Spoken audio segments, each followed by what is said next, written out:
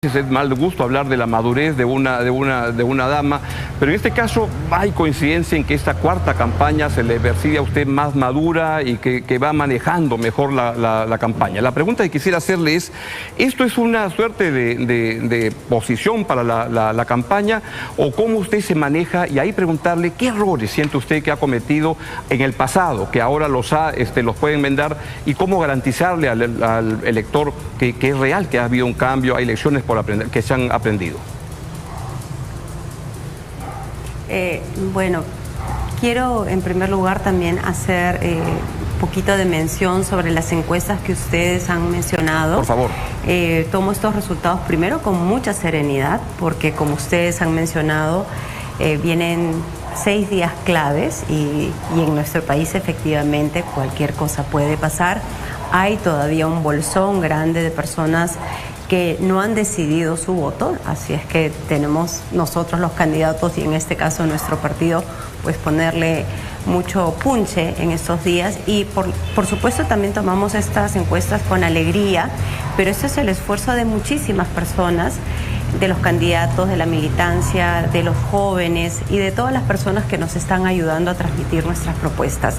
Sobre su pregunta, Augusto, bueno, hoy tengo 50 años y sin duda después de los golpes que me ha tocado vivir he aprendido, he madurado, me he serenado, tengo lecciones aprendidas sin duda. Sabemos que hoy el país necesita más diálogo y menos confrontación. ¿Esa diría usted que es la principal lección que obtiene de los últimos años en que ha estado participando en política, especialmente del año 2016, donde empezó un pleito entre gobiernos y congresos, del cual aún seguimos pagando las consecuencias? Bueno, yo creo que hay que hacer una división entre entender que efectivamente se necesita menos confrontación, pero quiero sí hacer la diferenciación que no hubo obstruccionismo, como digamos es la narrativa que han querido endilgarnos. Obstrucción no ocurrió porque se les dio todos los votos más importantes al gobierno del señor Kuczynski. Voto de confianza, la ley de presupuesto, facultades. Pero también tengo otras lecciones digamos, en un índole más personal. Por ejemplo, ¿cuál? Después de la persecución política de la que mi partido y yo fuimos objeto. Y de eso aprendí primero a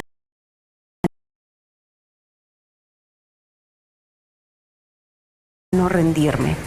Lo segundo, acercarme mucho a Dios. Lo tercero, y eso lo he demostrado a lo largo de mis años, a que siempre doy la cara. Y yo creo que todos los insultos y la injusticia a mí me volvió más fuerte. Y quiero poner esta fuerza que yo he ido adquiriendo a lo largo de estos años a disposición de mi país para poder recuperar el orden. Antes de pasarle el turno a Juan Carlos para que le haga las preguntas, quería preguntarle, sea usted presidenta de la República, sea usted jefa de la oposición, ¿cómo haría y qué ha aprendido para poder llevar la fiesta en paz, aún si es que tiene que enfrentar una situación tensa con quien esté en el gobierno o en la oposición, para poder sacar el país adelante y bajarle la temperatura y poder ponernos a trabajar mejor todos juntos por un destino mejor? Fíjese, Augusto, yo lo que pondría como ejemplo es lo que en este quinquenio frente al terrible gobierno de Pedro Castillo, qué es lo que hizo Fuerza Popular y diferentes grupos de la oposición. Se lograron consensos importantes para que la mesa directiva no caiga en manos de Perú Libre. Lo segundo es que se dialogó mucho con Julio Velarde para que él pudiera mantenerse y que los directores que el Congreso elegía del Banco Central de Reserva pues fueran personas cercanas a él para garantizar justamente las decisiones que tomara Julio Velarde. Lo tercero es que frente a los riesgos que había con la presencia de Pedro Castillo, se tomaron medidas como por ejemplo para moderar la cuestión de confianza y evitar un cierre del Congreso. para que la Asamblea Constituyente o todo pedido de referéndum pase obligatoriamente por una votación dentro del Congreso, y todo esto permitió defender la democracia. Y cuando llegó la decisión del golpe de Estado de Pedro Castillo un 7 de diciembre, pues todas las instituciones, no solo el Congreso, aquí hay que mencionar el rol de la prensa, el Tribunal Constitucional, las Fuerzas Armadas, la Policía Nacional, el Ministerio Público y la propia ciudadanía, todos defendimos la democracia, y yo creo que parte también se refiere a todas estas medidas que se tomaron en su momento. Sin duda los congresos no son populares y hay individuos que no deberían estar ahí, pero yo sí resalto esta defensa institucional y esta defensa de la democracia. Keiko, buenas noches. Usted durante la campaña ha reivindicado... Buenas noches, Juan Carlos. Usted ha reivindicado permanentemente la figura del gobierno de su padre. Es inevitable preguntarle por una fecha como hoy, que se cumplen 34 años del autogolpe de su padre que dio inicio a la dictadura del mismo. ¿Qué reflexión le produce hoy, con la madurez que usted dice haber logrado, esta fecha? Yo he señalado en varias oportunidades que el 5 de abril fue una medida de excepción, porque recordemos cuál era la situación por la que atravesaba nuestro país, en la que vivía frente a dos grupos terroristas que querían controlar el territorio nacional y con una hiperinflación galopante. Por eso yo digo, es una medida de excepción, pero irrepetible. Yo esto lo he dicho, no de ahora, lo he dicho en varias oportunidades. Pero esta decisión tan difícil que tomó mi padre permitió también que luego se convocaran a elecciones de la Asamblea Constituyente y se hiciera la Constitución de 1993, que además fue ratificada por la población.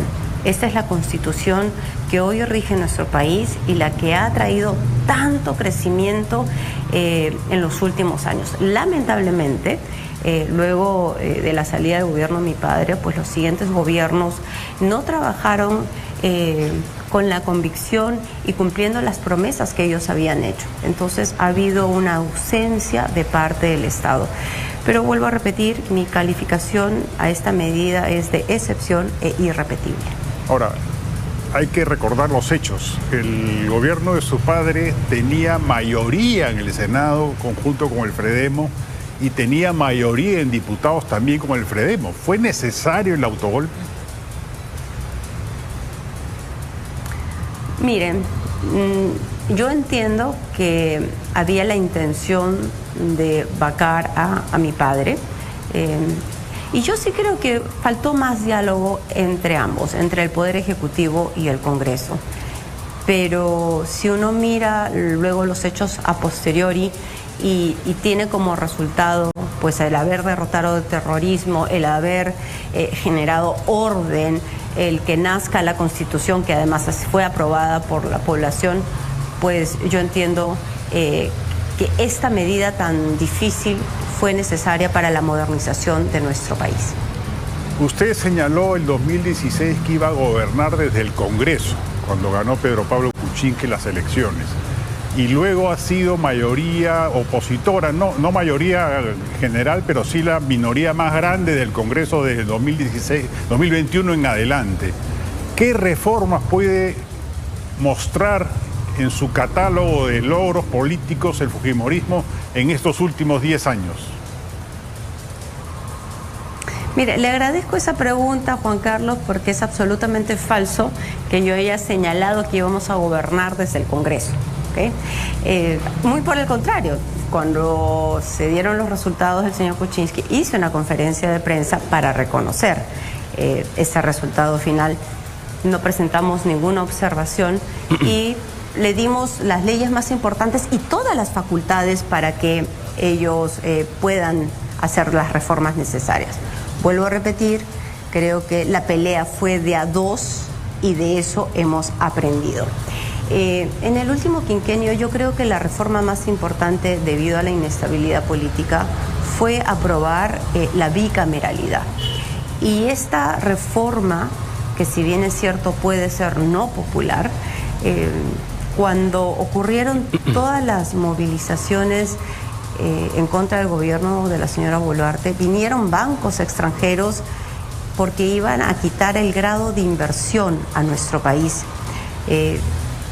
Finalmente los bancos señalaron esto al exministro de Economía, al señor Arista, que no retiraban el grado de inversión al Perú porque se había aprobado esta reforma constitucional de la bicameralidad, que en un mediano y largo plazo le va a dar más estabilidad y mayor institucionalidad a nuestro país.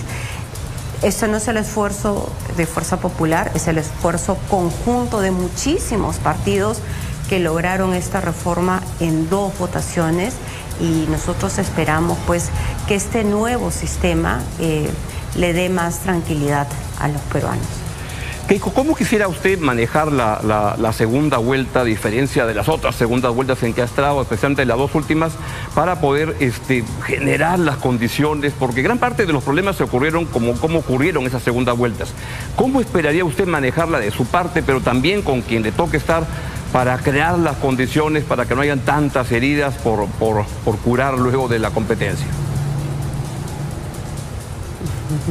Y disculpe que le interrumpa, pero justamente en el debate usted le ofreció a López Aliaga un pacto, ¿no? Nosotros no estamos garantizados de estar en la segunda vuelta.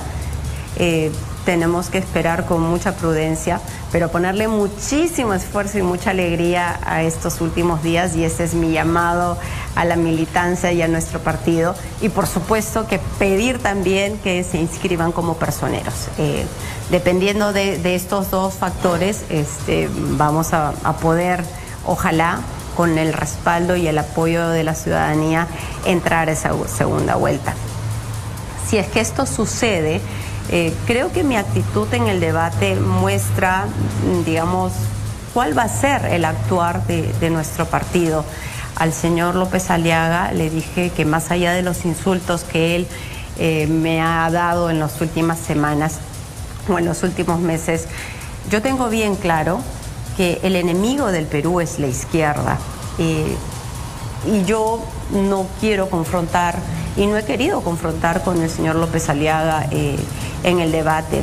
Eso no es un pacto, es simplemente una reflexión que le hice también, y me acuerdo que estuve en el programa de ustedes antes de que ocurriera la vacancia de Gerí. Es verdad. Y yo lo que esperaba era un poquito de madurez de parte de algunos partidos políticos como Renovación Popular. Ese va a ser mi actuar, pero también creo que hay que esperar y ver quiénes somos, esperamos nosotros, los partidos y las personas que entramos a la segunda vuelta. ¿Le ofrecería el mismo ramo de olivo que le tendió a López Aliaga en el debate a Carlos Álvarez, que hoy parece ser el candidato a pasar a la segunda vuelta contra usted? Mire, yo he saludado la participación de Carlos Álvarez en esta campaña política, porque participar en política es difícil, ¿no? Es estar bajo el escrutinio público, es ser víctimas de cuestionamientos, a veces de mentiras, ¿no? Por supuesto, le deseo mucha suerte. Claro, la pregunta que los ciudadanos deben hacerse es cuál es el equipo técnico que lo acompaña, o las dudas que pueda generar la candidatura de su vicepresidenta. Pero más allá de eso, y me imagino que digamos, su partido se encargará de responder. Yo a él en lo personal, yo lo conozco, ¿no? Desde hace muchos años, le deseo mucha suerte. Hay una pregunta final. ¿Cómo piensa encarar, de luego de 3, esta es su 4ª campaña, y qué aprende un candidato en el ritmo, en el esfuerzo que significa el recorrido por todo el país en una 4ª campaña? Bueno, yo vengo recorriendo el país no porque estoy en campaña, sino desde que yo era muy joven. A los 19 años me convertí en primera dama, y desde ese entonces ya viajaba por todo nuestro país. Yo, si algo disfruto, es poder conversar con las personas, escucharlos, si es de ser posible también ayudarlos o siempre explicarles con la verdad. Hay ciertas cosas que se pueden hacer si es que uno llega a ser gobierno u otras cosas que no. Pero para mí lo más importante es que los ciudadanos son el centro de esta campaña y nuestro partido ha crecido muchísimo justamente en esta convocatoria amplia. Soy deportista además y toda campaña política no es una carrera de 100 metros planos, es una carrera como una maratón, ¿no? Entonces uno tiene que guardar energías sobre todo para el último tramo. Y es ahí donde yo tengo experiencia, no por ser candidata, sino por ser triatleta. Bien, le queremos agradecer mucho a la señora Keiko Fujimori por darnos esta deferencia de esta entrevista en esta noche, que es la última en la cual se van a conocer las encuestas y vamos a estar muy atentos al recorrido de los siguientes 7 días que van a ser tremendamente intensos y espectaculares. Muchísimas gracias, muy buenas noches. Buenas noches. Gracias a ambos, buenas noches.